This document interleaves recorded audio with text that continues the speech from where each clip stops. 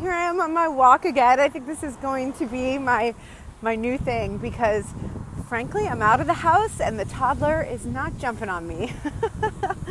So I love this topic and I didn't even realize how much I loved it until recently.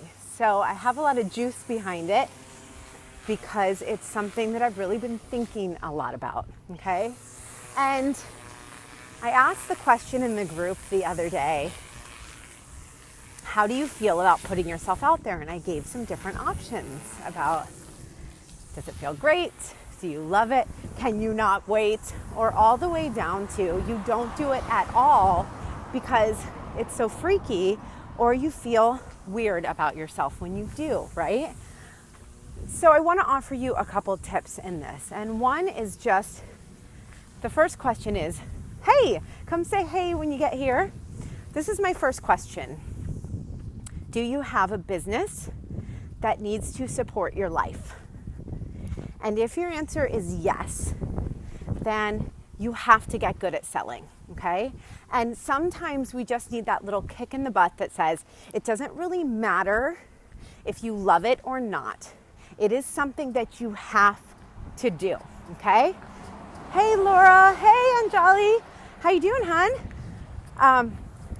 So that's number one. Do you have a business that you need to support you in your life? And if yes, then it makes it very clear you at least have to start practicing the mindset that what you have to offer is valuable. And that is the second thing. So when we value our work, when we value ourselves, we naturally want to share that, right? So when you wake up in the morning, if you're juiced up about your business, say you're a photographer and you're like, oh, I need to get new clients and I'm so excited. I just learned this new technique on how to really make someone look amazing in a headshot for business, okay?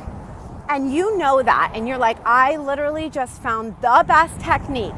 And if you choose to keep that to yourself because you're scared or you feel that you're going to be salesy, well, that is actually doing a disservice to the person who needs a good headshot. Am I right?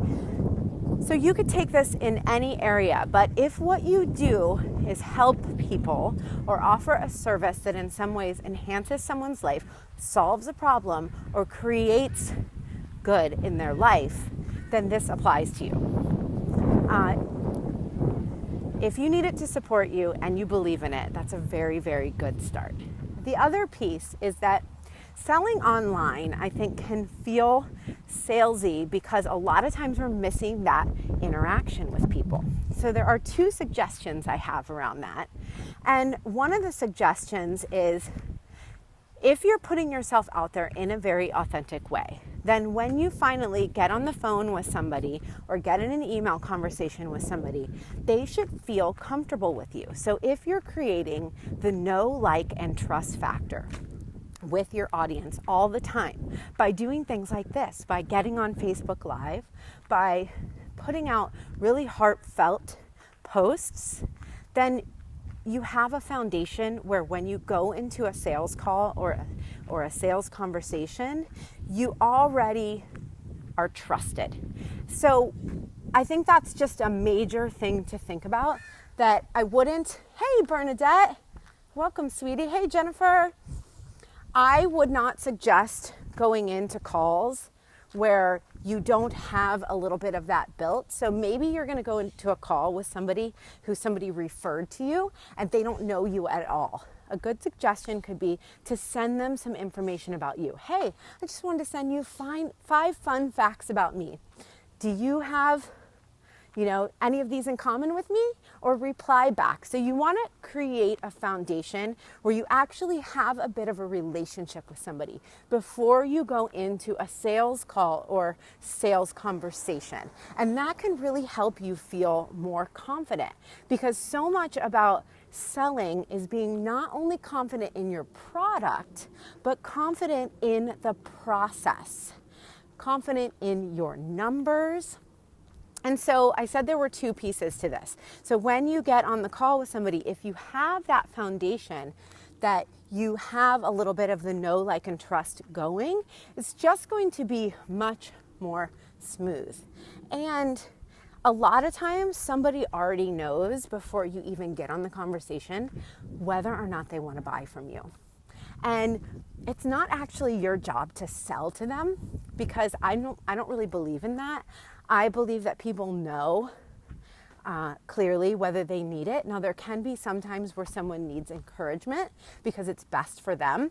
So the second piece of advice for this when getting on a call is that you own the fact that you can help them and that you have really stepped into that authority in yourself. And so say I'm getting on a sales call with you, and I'm just going to call it a conversation, right? Because a lot of times I don't know if I want to work with somebody either. And it really is like, I always say, like, do you want to get on a call to see if we're a good fit? And I genuinely mean that. So I'm never expecting 100% that somebody is going to sign up with me, because honestly, I don't know if I want to sign up with them. So there is that bit of ease that comes with it. But when the alignment happens and you know that what you have is really good for them, I'm going to use an example. Say you get on a call with me and you're like, Jaya, I'm so frustrated with growing my business. I just feel stuck around my messaging, and sometimes I feel like I don't know exactly who I'm talking to. And then I'm like, oh my God, girl, I totally can help you with that, right? Then I feel a genuine responsibility to let you know as clearly as possible that I can help you. Because if I don't do that, then how am I going to, one, grow my business, but two, how is that helpful to you, right?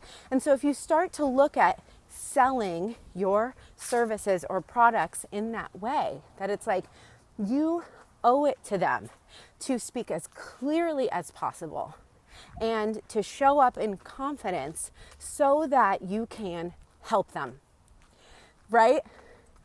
So when you're in that call, it's really about having that little foundation of know, like, and trust, but then also having the foundation, once you establish that it's somebody you want to work with and you can help them with their issue, that you take it as your 100% responsibility to show up and explain it the very, very best you can.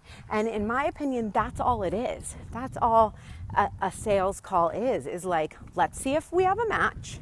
And if we have a match, let me explain to you exactly what I can do to help you to solve your problem. And if they don't want it, then you don't want them. So that's kind of the last piece. I think this was about 5 things that I went over. So you might want to go back, because now I don't know if I remember them all. But the last piece, I think, really is just being disattached. And so it's like anything, when we use the law of attraction, it is so important to put 100% in. But the 100% in is a belief. It's a belief really in the highest and best. So it's like, even if before you get on the call, you're setting yourself up, you're like, all right, I got my know, like, and trust going. I sent them my diligence. I asked them 5 things about them, told them 5 things about me. I feel a little bit comfortable with this person. And then you get on the call and you find alignment and you feel, yes, I can really help this person. Then the next step is to just go highest and best. You know, in your mind, just, okay, if this is meant to be, this is going to happen, and I know that I'm showing up 100% and really explaining clearly what I do and what I can offer, then it just takes the pressure off. Like, nobody wants to feel pressured to buy. And when I ask you, how does it feel to sell your services, and you say, it feels salesy or spammy or whatever, I believe it's probably because we're invested in the wrong outcome. We're invested in the outcome we think is the best. And sometimes it's not. Sometimes somebody getting on a call with you and you deciding that it wasn't the right fit is the absolute best thing for you in that moment, right? You may not have thought that it would be, but what if it could be? Because I've had calls where I didn't even make the offer because it didn't feel right. And I couldn't try and cram that circle into a square. It just straight up wasn't right.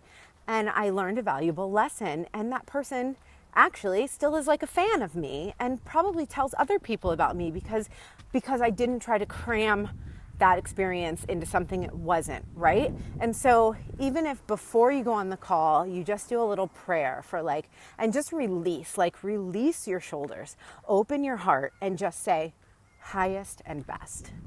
I am open for the highest and best to come out of this call. And then remind yourself of that as you're going through the motions of expressing to somebody what you can do to help them. Just still hold that space for highest and best. So you guys, let me know if you have any questions about this. And I'd love to hear your feedback. Have you practiced any of this? Does this sound familiar? Does it sound like a relief? Does it sound like, hey, that's my house? Huh? I'm almost home. Does it sound like a relief to go into a call and just, instead of thinking, oh, am I going to do good or is it going to work out? Am I going to get the sale? Am I going to get the money? Highest and best. And the right people will be attracted to you when you are clear and confident. And when you can speak with ease about what you do because you believe in it so much. And that is when the law of attraction really kicks in and people just want to work with you. And it's about you deciding, do I want to work with them? Because that is the way it should be.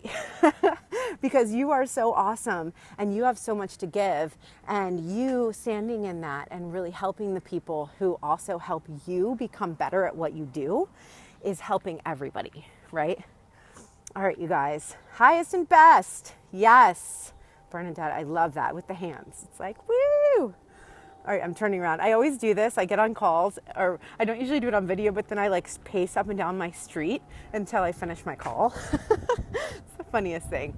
So you guys, I hope you're having a beautiful day, and I'll talk to you soon. Bye.